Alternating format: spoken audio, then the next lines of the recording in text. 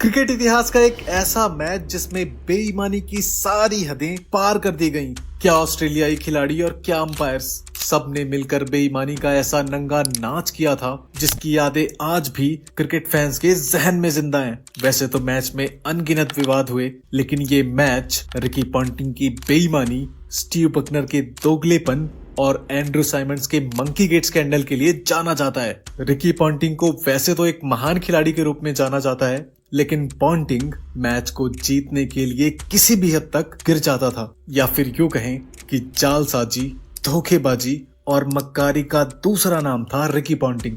Ricky Ponting वो शख्स था जो मैदान में मैच जीतने के लिए हर तरह के तरीके अपनाता था। उसका एक ही टारगेट होता था कि ऑस्ट्रेलिया को हर हाल में मैच जितवाना है, फिर चाहे उसे बेईमानी या फिर धोखेबाजी ही क्यों ना करनी पड़े। वहीं अंपायर स्टीव बकनर ने तो मानो इंडियन प्लेयर्स को गलत आउट देने की सुपारी ले रखी थी, खास करके सचिन तेंदुलकर को। कई बार उसने सचिन को ऐसे ऐसे आउट दिए थे जिन्हें देखकर लोगों के मुंह से गालियां निकल पड़ती थी। वहीं हरभजन सिंह और एंड्रू साइमंड्स के बीच मंकी गेट स्कैंडल होता है, जिसमें साइमंड्स आईसीसी से शिकायत करता है कि भज्जी ने उसे मंकी कहा, और जिसके चलते भज्जी का करियर खत्म होते होते बचा। साइमंड के साथ जो हुआ वो सिर्फ और सिर्फ मेरा बोलना कुछ था और उसकी समझ में कुछ आया। अच्छा, अब पंजाबी आदमी किसी को मंकी तो नहीं बोलेगा।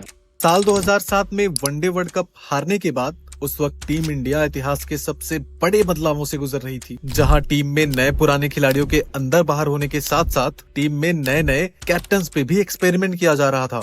वहीं दूसरी तरफ ओडीआई वर्ल्ड कप के जख्मों को भरने के लिए टीम इंडिया को यह सीरीज जीतना भी बेहद जरूरी था। यहाँ तक कि करोड़ों भारतीय फैंस भी अपने टूटे हुए दिल और मंसूबों के साथ इस बॉर्डर गावस्कर ट्रॉफी से काफी उम्मीद बांधे हुए थे। इस समय 2007 के लास्ट महीने से स्टार्ट होने वाली बॉर्डर गावस्कर ट्रॉफी के लिए टीम इंडिया को ऑस्ट्रेलिया के लिए रवाना होना था, जिसके लिए टीम का कप्तान बनाया जाता है अनिल कुंबले को, जो उस समय अपने करियर के अंतिम पड़ाव से गुजर रहे थे। इसके अलावा ये टीम नए और पुराने खिलाड़ियों से सजी हुई थी, जिसे हराना कंगारुओं के लिए बिल्कुल भी आसान नहीं होने वाला था। हाँ, अगर अंपायर भी कंगारुओं के साथ हो तो फिर तो बात ही खत्म है। खैर, इस तरह बॉर्डर गावस्कर ट्रॉफी को अपने नाम करने के लिए टीम इंडिया ऑस्ट्रेलिया के लिए रवाना होती है, और टीम के साथ करोड़ों आशाएं भी इस ट्रॉफी को घर लाने की दुआएं मांग रही थी। जैसे ही टीम इंडिया ऑस्ट्रेलिया के एयरपोर्ट पर पहुंचती है, उनके साथ कंगारू मीडिया भी वही सलूक करती है जिसके लिए वो हमेशा से जानी जाती रही है। ऑस्ट्रेलिया की मीडिया इंडियन प्लेयर्स से कुछ ऐसे सवालों के जवाब मांग रही थी जिसका जवाब इंडियन प्लेयर्स के पास था ही नहीं।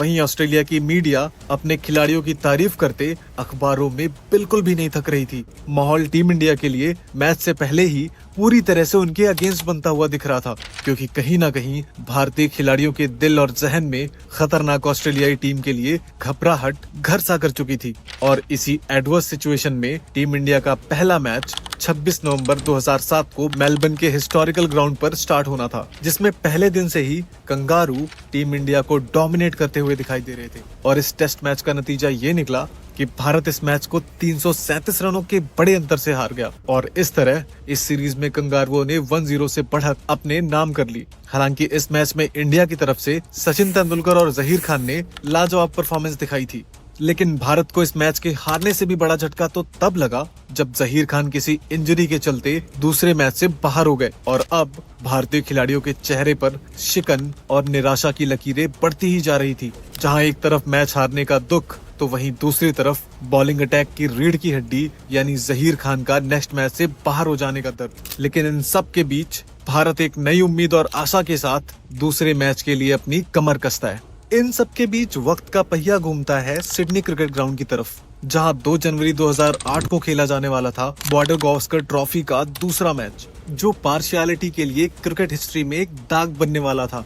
वो दाग जो खेल भावना और स्पोर्ट्समैनशिप का गला घोटने वाला था, क्योंकि ये महामुकाबला 11 बनाम 14 खिलाड़ियों के बीच खेला जाने वाला था, जहां भारत की तरफ से 11 खिलाड़ी तो वहीं कंगारुओं की तरफ से 11 खिलाड़ियों के अलावा umpire Steve Bucknor, Mark Benson और ब्रूस ऑक्सनफोर्ड भी ग्राउंड पर भारत के खिलाफ उतरने वाले थे। ये तारीख विश्व क्रिकेट के लिए सबसे शर्मनाक और जेंटलमैन्स गेम कहे जाने वाले क्रिकेट पर हमेशा हमेशा के लिए क्वेश्चन मार्क खड़ा करने वाली थी। इसके अलावा ये तारीख वर्ल्ड क्रिकेट को इतिहास का सबसे बेईमान अंपायर भी देने वाली थी। साथ ही साथ यही तारीख ऑस्ट्रेलियाई टीम के नाम विश्व की सबसे बेईमान टीम होने का खिताब भी देने वाली थी। और ऐसा बहुत कुछ होने वाला था जिसे देखकर दुनिया भर के क्रिकेट फैंस के मन में कंगारुओं के लिए गुस्सा और नफरत भर जाने वाला था। अब ये मैच स्टार्ट होता है और कंगारू कप्तान रिकी पॉन्टिंग पहले बल्लेबाजी करने का निर्णय लेते हैं। फिल जैक्स और मैथ्यू हैडन बल्लेबाजी की कमान संभालने के लिए ग्राउंड पर उतरते हैं। बता दें कि इस मैच में ऑस्ट्रेलिया की तरफ से भारत को मात देने के लिए दोनों अंपायर स्टीव बकनर और मार्क बेंसन के अलावा थर्ड अंपायर ब्रूस ऑक्सनफोर्ड भी अपनी कमर कस के आए थे और इस तरह 11 बनाम 14 का ये महामुकाबला शुरू होता है। ऑस्ट्रेलिया की शुरुआत इस इनिंग में उतनी खास नहीं होती है और भारत की बॉलिंग के सामने ऑस्ट्रेलियाई टीम बेबस नजर आती है।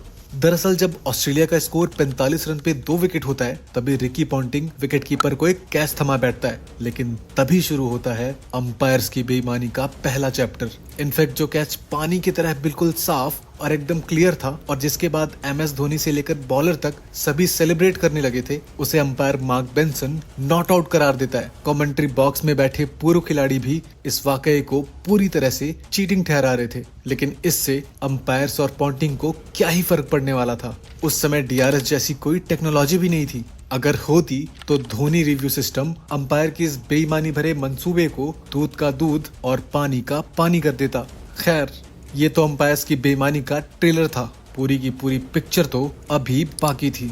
इसके बाद जब ऑस्ट्रेलिया 193 पे 6 विकेट गंवाकर कोलैप्स कर रही थी, तभी ईशांत शर्मा की एक बॉल पर एंड्रू साइमंड्स कॉट बिहाइंड हो जाता है, जो कि एक मोटा एज लगा था, लेकिन बेईमान स्टीव बकनर इस कैच को भी नॉट आउट ठहरा देता है। और अब इस बेईमानी के बाद भारतीय खिलाड़ियों के हौसले पस्त हो रहे थे। वहीं ईशांत शर्मा भी इस आउट को नॉट आउट देखकर काफी निराश होते हैं, जिसे आप क्लियर देख सकते हैं। इस कैच के साथ अंपायर्स की बेईमानी का पारा पीक पर नजर आ रहा था और अब इंडियन प्लेयर्स भी समझ चुके थे कि अब ये बैटल एक तरफा बेईमानी का मोड़ ले चुकी है और इंडियन प्लेयर्स इस बेईमानी का शिकार हो रहे हैं, क्योंकि ऑस्ट्रेलिया को मैच जितवाने के लिए उनकी इनिंग को जबरदस्ती आगे खींचा जा रहा है। इसके बाद बेईमानी की हद तो तब हो गई जब अनिल कुंबले की बॉल पर एक बार फिर से एंड्रू साइमंड्स धोनी की मास्टर क्लास स्टंपिंग का शिकार हो गया, जिसके बाद ग्राउंड अंपायर ने चेक करने के लिए इस फैसले को थर्ड अंपायर को सौंप दिया, जहां साफ देखा जा सकता था कि जब स्टंपिंग हुई तब साइमंड्स का पैर हवा में था। लेकिन उस दिन ऐसा लग रहा था कि ग्राउंड अंपायर्स के साथ साथ थर्ड अंपायर भी गांजा फूंक कर अंपायरिंग के लिए बैठा हुआ था। दरअसल दोबारा चेक करने के बावजूद थर्ड अंपायर ब्रूस ऑक्सनफोर्ड इसे नॉट आउट करार देता है।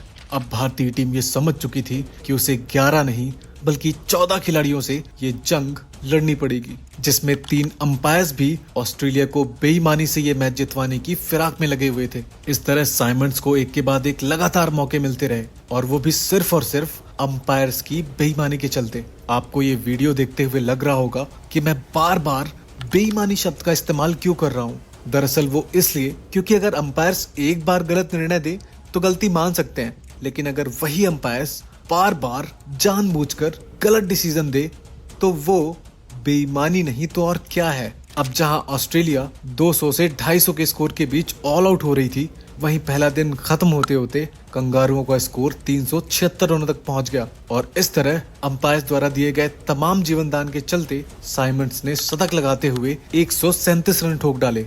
और अब दूसरे दिन की इनिंग में ऑस्ट्रेलिया के ऑल आउट होने तक एंड्रू साइमंड्स ने 162 रन ठोक दिए और जहां ऑस्ट्रेलिया के लगभग 250 रन ही बनने चाहिए थे, वही अंपायर्स की घटिया अंपायरिंग के चलते ये स्कोर पहुंच गया 463 रन। इसके बाद इंडिया की फर्स्ट इनिंग की शुरुआत करने के लिए ग्राउंड पर बैटिंग करने आए वसीम जाफर और द वॉल ऑफ इंडिया के नाम से जाने जाने वाले राहुल द्रविड़। इंडिया की बैटिंग की शुरुआत में ही भारत को अंपायर्स का एक और नाजायज धोखा सहना पड़ा। दरअसल वसीम जाफर जब महज 3 रन के स्कोर पर खेल रहे थे, तभी ब्रेट ली की एक नो बॉल पर वो आउट हो गए और अंपायर ने नो बॉल होने के बावजूद भी इसे आउट दे दिया। इसके बाद VVS लक्ष्मण और सचिन तेंदुलकर ने कंगारू गेंदबाजों को खूब पीटा और दोनों ने सिडनी के ऐतिहासिक ग्राउंड पर अपनी बल्लेबाजी की बादशाहत कायम की। वहीं VVS लक्ष्मण सिडनी के इस ग्राउंड पर अपना तीसरा मैच खेल रहे थे और तीनों ही मैचेस में उन्होंने इस ग्राउंड पर सेंचुरी मारी हुई थी, जिसके चलते इंडियन मीडिया ने उन्हें सिडनी का सुल्तान भी कहा था। दरअसल सचिन तेंदुलकर और वीवीएस लक्ष्मण के शतक के अलावा राहुल द्रविड़, सौरव गांगुली और हरभजन ने भी हाफ सेंचुरी अपने नाम की और इस तरह शानदार बल्लेबाजी की बदौलत भारत ने पहली इनिंग में स्कोर बोर्ड पर 532 रन टांग दिए। अब इंडिया इस मैच में एक अच्छी बढ़त ले चुका था और इंडिया की सिचुएशन को देखकर लग रहा था कि कम से कम यहाँ से तो भारत किसी भी कीमत पर हार नहीं सकता। लेकिन बेईमानी का कफन बांधे हुए रिकी पॉन्टिंग और गांजा फूंक कर अंपायरिंग कर रहे अंपायर्स को ये बिल्कुल भी मंजूर नहीं था और इस मैच का असली ड्रामा तो अभी सिर्फ शुरू ही हुआ था और दोगलेपन का खेल अभी बाकी था। इसके बाद दिन के खत्म होते होते एक ऐसी न्यूज सामने आती है जिसने भारत को पूरी तरह से हिला कर रख दिया, यानी कि monkey gate scandal. Mike Procter जो कि मैच रेफरी थे, उन्होंने हरभजन सिंह पर रेशियल कमेंट का आरोप लगा दिया। दरअसल मैच रेफरी का मानना था कि हरभजन सिंह ने एंड्रू साइमंड्स को मंकी कहा, जो कि साइमंड्स पर एक रेशियल कमेंट था।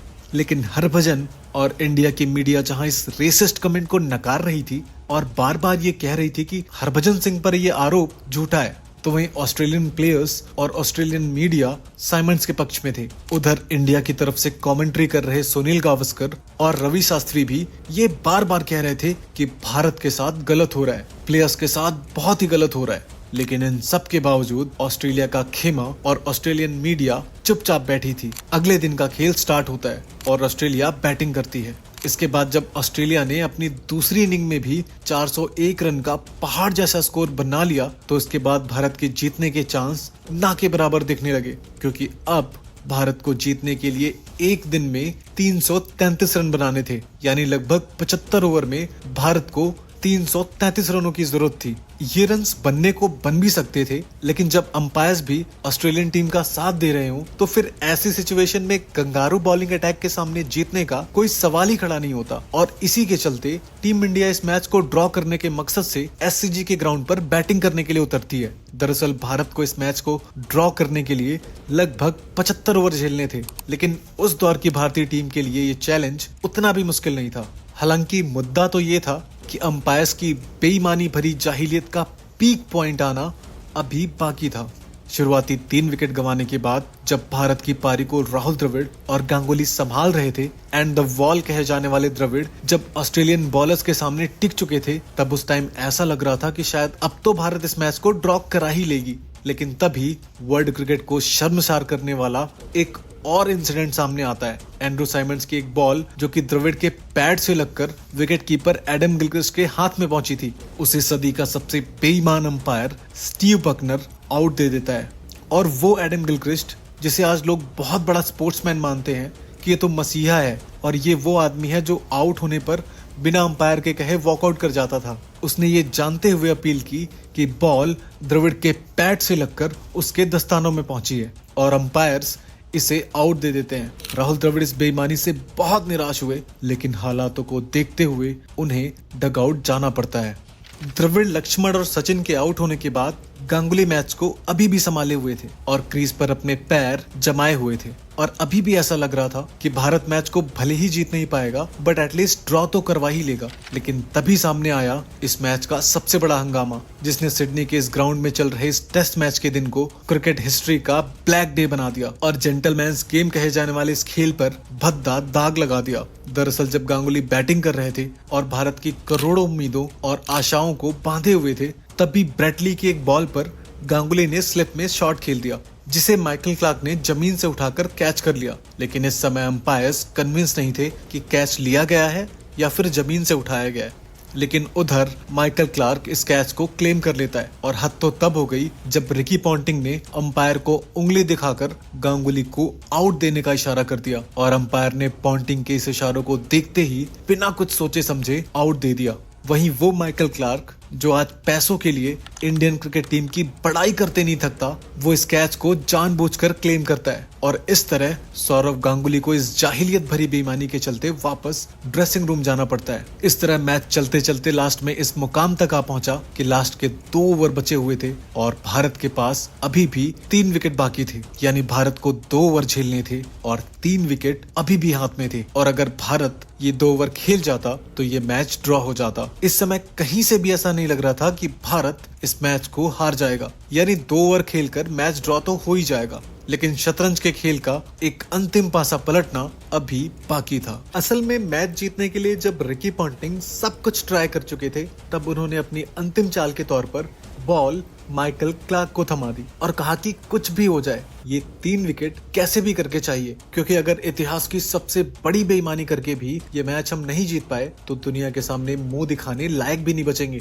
और अब मैच रोमांच की चरम सीमा तक पहुंच गया था, लेकिन भारत की किस्मत और हालात उस दिन किसी भी तरह साथ नहीं दे रहे थे और किस्मत का पासा कुछ यूं पलटा कि भारत माइकल क्लार्क के इसी ओवर में अपने 3 विकेट गंवा देता है। पहले हरभजन सिंह, फिर आरपी सिंह और लास्ट में ईशांत शर्मा भी क्लार्क की फिरकी में कोलैप्स कर जाते हैं और finally kangaroo border Gavaskar trophy की श्रृंखला के दूसरे मैच को भी जीत जाते हैं। भले इस मुकाबले को कंगारू खेल भावना को रौंद कर और बेईमानी की बदौलत जीते हों, लेकिन इस मुकाबले में जो पेशेंस और खेल भावना का प्रदर्शन भारतीय कप्तान अनिल कुंबले और बाकी के दिग्गजों ने किया, उसे क्रिकेट का इतिहास और क्रिकेट के चाहने वाले कभी नहीं भुला सकते। जब ये मैच खत्म हुआ तब भारतीय खिलाड़ियों ने ऑस्ट्रेलियन से उसी तरह हैंडशेक किया जैसे कि अक्सर किया जाता है, बावजूद इतनी बेईमानी और नाइंसाफी के। सचिन तेंदुलकर ने अपनी किताब प्लेइंग इट माई वे में भी लिखा है कि उन सभी विवादों के बावजूद ऑस्ट्रेलिया की जीत पर हमने उसी तरह से हाथ मिलाकर उनको बधाई दी जैसे कि हम सभी मैचों में करते हैं। ये खेल भावना ही थी जिसके चलते उस दौर के बाद भारत ने विश्व क्रिकेट में अपनी बादशाहत कायम की। वहीं उधर मैच के बाद एक और स्कैंडल सामने आता है और वो था इस मैच में हरभजन सिंह पर रेसिस्ट कमेंट के आरोप की पेनाल्टी के तौर पर आईसीसी ने हरभजन सिंह को अगले 3 मैच के लिए बैन कर दिया था, जिसके बाद भारतीय खेमे में अफरा तफरी का माहौल बन गया क्योंकि भारत की तरफ से कोई भी आईसीसी के इस एक्शन से सेटिस्फाइड नहीं था, क्योंकि पहले से ही अंपायर और कंगारुओं की बेईमानी के चलते भारतीय खेमा निराशाजनक सिचुएशन में था। ऊपर से भारत के लिए बैट और बॉल दोनों से क्रूशियल परफॉर्मेंस देने वाले हरभजन सिंह पर 3 मैच का बैन। इवन हालात यहाँ तक आ पहुंचे कि इंडियन टीम ने आईसीसी को साफ चुनौती दे दी कि अगर हरभजन सिंह से ये बैन नहीं हटाया गया तो वो बीच श्रृंखला से ही इस सीरीज को छोड़कर वापस इंडिया चली जाएगी, जिसके बाद आईसीसी ने इस बैन को कम करते हुए सिर्फ मैच का 50% जुर्माना पेनाल्टी के तौर पे भज्जे के ऊपर लगा दिया। लेकिन अब सवाल ये उठता है कि हरभजन सिंह ने साइमंड्स को मंकी तो कहा ही नहीं था, तो आखिर उन्होंने साइमंड्स को ऐसा क्या कहा था जिसे साइमंड्स ने मंकी समझ लिया और जिसके चलते इतनी बड़ी कंट्रोवर्सी हो गई। चलिए इस बारे में खुद हरभजन सिंह से सुन लीजिए। साइमंड के साथ जो हुआ वो सिर्फ और सिर्फ मेरा बोलना कुछ था और उसकी समझ में कुछ आया। अच्छा, अब पंजाबी आदमी किसी को मंकी तो नहीं बोलेगा, गुस्सा होगा तो तेरी माँ की बोलेगा। तो बस मैंने वही बोला था। तो पंजाबी आदमी मंकी क्यों बोलेगा किसी को? और वो आप मंकी बात नहीं कर रहे थे? मेरे को बिल्कुल ये सब पता ही नहीं है कि मंकी कोई रेसिस्ट वर्ड है, पहली बात तो ये। और जब गुस्सा आता है, जैसे मैंने कहा कि तो उसने मुझे चिढ़ाया, जो वो अपना पा पा का कर रहा था वो अंग्रेजी में, मुझे आधी जो समझ आ रही थी आधी नहीं समझ आ रही थी। तो जब मैंने उसको जवाब दिया तो मैंने कहा तेरी माँ की, और वो माँ की को मंकी कैसे तब्दील हो गया वो मुझे आज तक नहीं समझ आया। और अब हरभजन सिंह के एक और रिसेंट इंटरव्यू में सुनते हैं कि आखिर उस दिन अंपायर्स ने टीम इंडिया के साथ क्या सलूक अपनाया था। और एक दौर वो भी था 2007 वाला, जब बहुत सारे एज लगे वो मैच में, लेकिन बकनर साहब ने एक भी आउट नहीं दिया। एज लगे, अपीलें हुई, रिकी पॉन्टिंग ने कैच पकड़ा, खुद ही आउट दे दिया। वो 2007-8 के दौरे की, उस दौरे में स्टीव बकनर साहब ने डेब्यू किया था ऑस्ट्रेलिया के लिए, बढ़िया खेले थे उस मैच में। अब क्योंकि बहुत समय हो गया है, बहुत साल हो गए, ये देखिए इस बॉल पे स्निको बॉलर ऊपर गए, धोनी ऊपर गए, स्निको पे अगर देखें तो वो स्पाइक नज़र आएगा पर, लेकिन रिकी पॉन्टिंग बाहर नहीं गए, बेंसन को सुनाई नहीं दी गई। स्निको ने देखिए थोड़ी नहीं बहुत बड़ी स्पाइक दिखाई, और उसके बाद ये सीधा सीधा कॉट बिहाइंड ईशांत शर्मा की गेंद पे MS धोनी ऊपर गए पर, लेकिन बकनर साहब कह रहे ना, मतलब ही नहीं। असल में अगर ये बेईमानी किसी और टीम या किसी और कैप्टन की लीडरशिप में होती तो शायद वो कैप्टन और उसकी टीम बीच मुकाबले में ही मैच को छोड़कर चली जाती। आज जहां एक नो बॉल और गलत डिसीजन के चलते कैप्टन अपनी टीम को ग्राउंड से बाहर बुला लेते हैं, वहीं उस दौर में अनिल कुंबले ने अंपायर्स के इतने सारे गलत डिसीजन के बावजूद भी कोई खास गुस्सा और निराशा जाहिर नहीं की, जिसे आप सहवाग के इस इंटरव्यू के पर्सपेक्टिव से भी देख सकते हैं। सिडनी में फिर कंट्रोवर्सी हो गई मंकी गेट की, फिर मैंने बोला भाई वापस चलते यार, छोड़ो सब, इनको आप स्टैंड ले लो कि भाई हम अगर हमारे प्लेयर को बैन किया तो हम आप पे बैन तो उन्होंने कहा चुप रहे, तो दूर रहे मुझसे, मेरे माइंड को मत खराब कर। तो अनिल भाई अगर वहाँ नहीं होते कैप्टन तो वो टूर आगे नहीं जाता और शायद हरभजन सिंह का कैरियर वहाँ खत्म हो जाता, क्योंकि उन्होंने जो स्टैंड लिया हरभजन सिंह के लिए शायद दूसरा कैप्टन ना लेता। ऐसी मेरी गट फील। ये मैच आज भी स्टीव बकनर और मार्क बेंसन की गलत डिसीजन एंड अंपायरिंग के लिए जाना जाता है, लेकिन इस अंपायरिंग का एक पॉजिटिव इम्पैक्ट भी सामने निकल कर आया, और वो ये कि इस मैच के महज 1 साल बाद ही DRS टेक्नोलॉजी का इस्तेमाल क्रिकेट में किया जाने लगा, जिसके बाद किसी भी टीम को इस तरह की घटिया अंपायरिंग का शिकार नहीं होना पड़ा। वैसे आप इस मैच में इंडियन टीम के इस जुझारू जज्बे को 10 में से कितने नंबर देना चाहेंगे, कमेंट करके जरूर बताना। और हाँ, आपके अकॉर्डिंग इस मैच में अंपायर्स का सबसे बेकार डिसीजन कौन सा था, लगे हाथ ये भी बता देना। और अगर आपको वीडियो पसंद आई हो तो लाइक जरूर करना। मिलते हैं अगली वीडियो में।